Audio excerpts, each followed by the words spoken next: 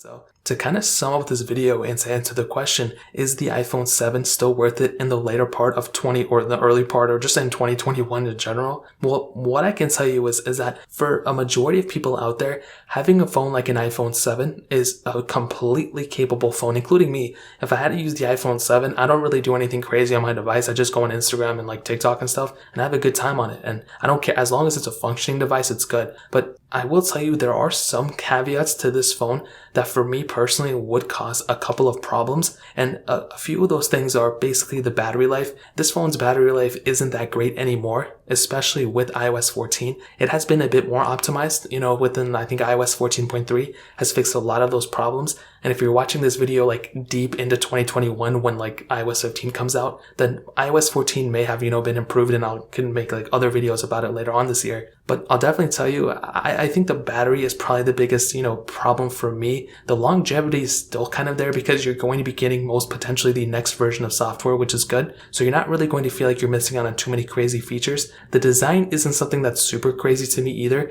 I don't love that design, but if I had to use it, I would totally be okay with it. The display itself isn't horrible. It's not an ugly display either, but I just feel like the performance and specifically the RAM management would be an area what I wouldn't really be too happy about. I feel like apps would close out in the background all the time, especially I don't use any crazy heavy apps, but I do like, being able to go from one app to the other and not necessarily having to, reopen that app every single time. So that's another kind of big thing to keep in mind. But if I had to use the iPhone 7, I would probably be okay with that. I would not care at all. Just like 2 years ago, I was using the 7 Plus as my main device, and I had a really good time with it, and I love that phone. So this phone is no different. And I will tell you, if you have a phone like an iPhone 7, I would recommend keeping it for as long as possible. I pretty much always say that because that's usually the best thing to go, do is just keep it until the other phones go down in value. But if you have the opportunity, if you have the money to do, upgrade, getting an iPhone XR, from an iPhone 7 is a huge upgrade as well. There's so much capability with a phone like that,